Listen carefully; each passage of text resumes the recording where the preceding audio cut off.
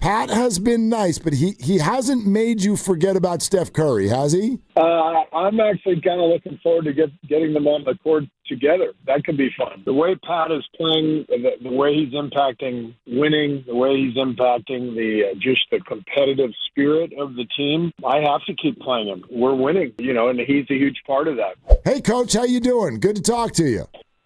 Yeah, you too. I'm doing well, thanks. What about one of those Pat Spencer jerseys? You have family members calling you to get their hands on one of those now? Everybody wants one of those. You know what? I'll tell you what has happened over the last week. Everybody with a friend who played lacrosse is texting me. Like, hey, does Pat want to meet my friend? He played lacrosse at Stanford. I'm like, yeah, I think Pat has plenty of friends right now, but thanks. Yeah, I mean, it's just a phenomenon, and I wonder if you can put it into any sort of perspective. I mean, you've been around the association for so long. Have you seen anything like this? I know the Jeremy Lin, the Linsanity in New York and all the rest of it, but to have a player do what he did and has done in a week, is there any comp you can make? Well, one of our coaches mentioned Jeremy Lin the other night. I couldn't really think of any others, but yeah, it's not, it's not unprecedented, I'm sure, but it's just a wonderful story. I mean, anytime you get a guy who has put in the work like Pat has and has the story, the journey that Pat has, I mean, you can't help but pull for the guy. But it only really becomes a great story when the guy is legit. And, there are guys who are flashes in the pan, but Pat's legit. You can see it out there. You can see the competitive desire, the fight, the intelligence, his ability to run pick and roll. Like, this guy's a real player, and he's finally getting his opportunity, and he's making the most of it. So, Steve, I think I know the answer to this next question, but I'm going to ask it anyway so that we can set up the rest of the conversation. Pat has been nice, but he hasn't made you forget about Steph Curry, has he? I'm actually kind of looking forward to getting them on the court together. That could be fun. Okay. So actually, because that is kind of what I think everybody wants to know. By the way, possibly Pat too. I don't think he's going to ask you, but I do think he's curious. Like, what do you see as his role once Steph is back? Well, we'll have to find out. I mean, I'm not going to take away all of his minutes. I can tell you that. I'm definitely going to play him with Steph some, and we'll see. Some of it will depend on matchups, how well we can hold up defensively. The three guys we put with them, all of that has to be determined. But the way Pat is playing, the way he's impacting winning, the way he's impacting just the competitive spirit of the team, I have to keep playing him. I mean, we're winning. And he's a huge part of that. So what happens between now, not only with Steph Curry, but with, you and as a coach and the team, you've always wanted to have all these practices, and now you've got days to go out there and practice. So what's the plan, Steve? Well, we gave them 2 good practices before the Minnesota game, and we'll scrimmage. It'll probably be one of our only scrimmages of the season during the main schedule tomorrow.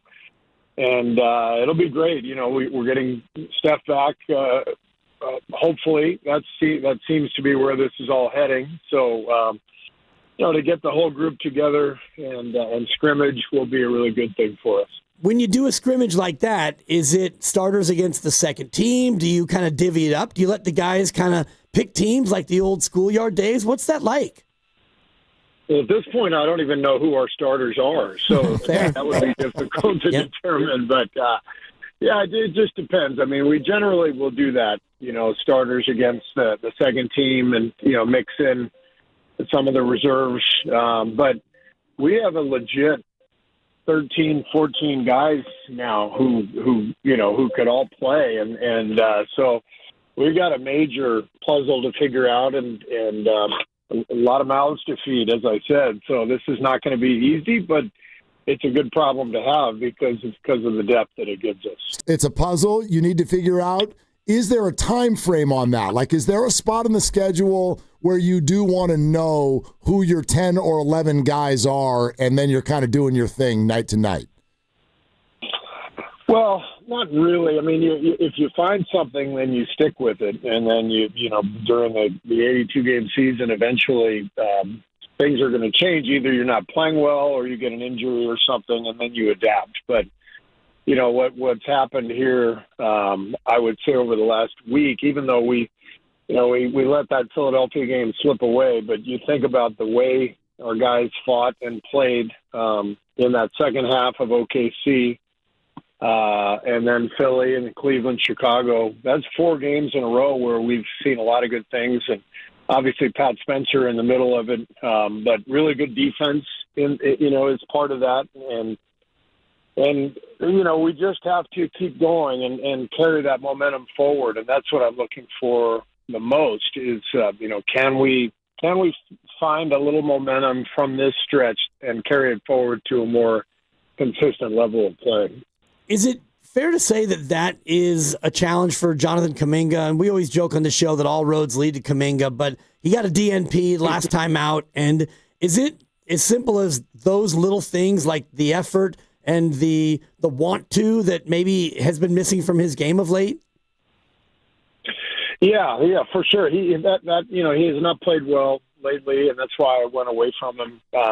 Last game, because Guy Santos came in and really made a huge impact in both Philadelphia and Cleveland games. And, the energy and the passing, the connection, all those things that Pat and Guy can provide, that's what our team needs right now. And so, I said this the other night. I mean, it's no different from any other player on the team. It's just that JK always gets the most attention from you guys, but every player, other than the obvious, Steph, Draymond, and Jimmy, those guys are going to play no matter what, because they've established that they are they are who they are. I know that I know what I'm going to get from them every night, and so the rest of the group, it's up to each individual guy to deal with his own set of circumstances based on how the team is playing, and then we have to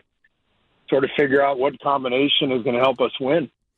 Steve, there's no doubt that we're guilty of what you just said. Guilty. Yeah, absolutely. The media, the fans, the obsession with Jonathan Kuminga, it is what it is. However, I would say this, like when you bring up that idea of whatever his struggles are, whether it be energy, whether it be, as people often say, the way you guys want him to play, I think one of the things that's really at the core of this is it feels like this is a conversation that's been going on for at least 3 years. What's your response to that? Like, it feels like this is something that's been going back and forth for a really long time, and we're still here. I think that feels concerning to fans. Yeah, I don't argue with that. It has been a discussion for many years with the fans, and his role has fluctuated over the years. That's all part of it. I can't argue with any of that. So it is what it is. I mean, as a coach, you try to help each of your players get the best of his abilities and succeed, and you have to put together the best groups that are going to help you win. And as I said, there's never a kind of a linear path for any of these guys. And so you just keep working. You keep working with the player, keep working with the team. So I guess what's head scratching to fans right now is we saw those first 5 games. You started him and he was really doing some good things. What happened? What did you see happen to Jonathan? Obviously the injury was in there too, but what did you see that kind of knocked him off course? Well, the injury for sure, but his play tailed off. There's no denying that. He didn't play as well as he had. Our team didn't play as well, and so we decided to make a shift. And as I said, that's my job all the time. If things aren't going well, I have to find a different solution, a different combination. And I think it's as simple as that. Jonathan was playing really well those first, whatever it was, 8 or 10 games. And then, the last few weeks have not been nearly as good. And so we make a shift. And that's, it's not that complicated, actually.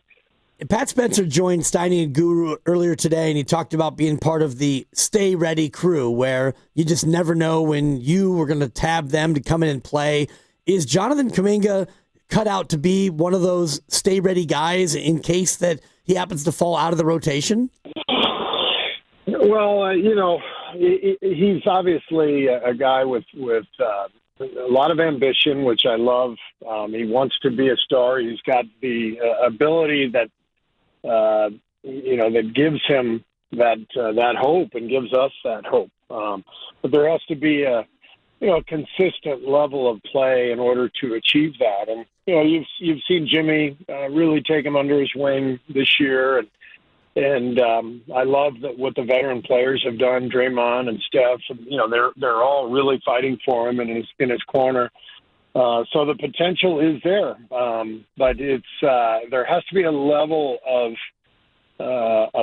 consistency at this, especially at this level. I mean, we're talking about the best basketball league in the world, and so the consistency has to be there for us. And if it's not there, then it makes it much more difficult for me to give him consistent minutes and give him starts. So that's what we're asking for is a more consistent level of production.